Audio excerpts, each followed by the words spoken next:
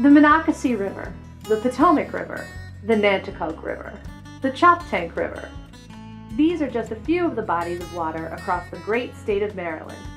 These water bodies are the most at risk from what we do on our land and put into our groundwater, streams, rivers, and air every day. They stand to gain the most from the conservation practices we choose to implement as part of Maryland's Blueprint for Bay Restoration.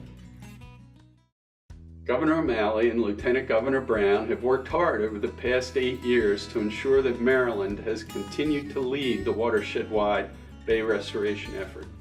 In 2010, Maryland, along with the other watershed jurisdictions and the federal government, put in place a legally mandated nutrient and sediment pollution reduction plan that sets specific reduction targets for wastewater and runoff from agriculture and developed lands throughout the 6 states in the District of Columbia in the Chesapeake Bay watershed.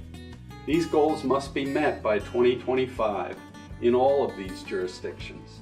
But make no mistake, from crabs and oysters to boats and beaches, and just as important, clean drinking water supplies in our groundwater, streams, rivers, and reservoirs, Maryland has the most to gain from our Bay restoration efforts.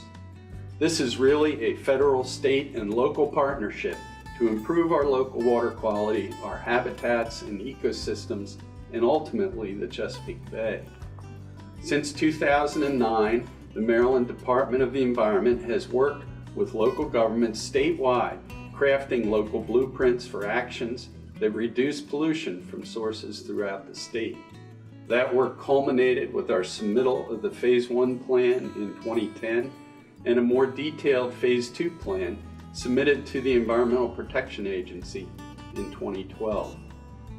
These plans are proven, science-based blueprints that define pollution reduction actions needed to save our groundwater, streams, rivers, reservoirs, and the Chesapeake Bay. A critical part of these blueprints is that they are flexible.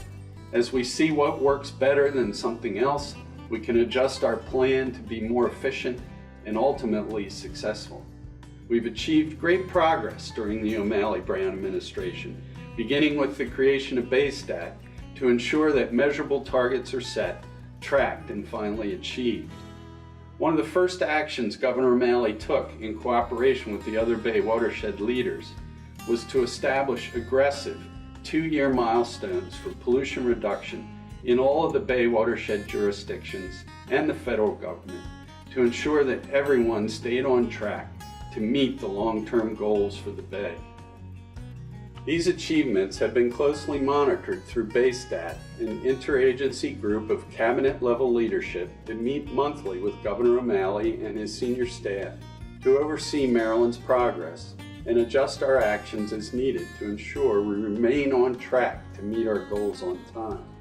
The Bay Pollution Reduction Plan requires that each jurisdiction reach at least 60% of its ultimate 2025 pollution reduction goal by 2017.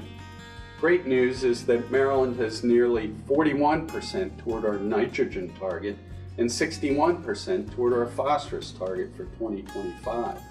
We still, however, have a long way to go, and as we address the most cost-effective solutions first, each additional pound of reduction requires more effort than the last one. Meeting our 2025 goals in a cost-effective manner will require continued implementation of innovative practices to reduce stormwater runoff and limit the pollution carried with it, further implementation of conservation practices by farmers across the state, and nutrient trading to harness the innovative ideas of everyone working together to restore water quality. Working with local governments, we will submit another blueprint for our efforts in 2018, called the Phase 3 Watershed Implementation Plan.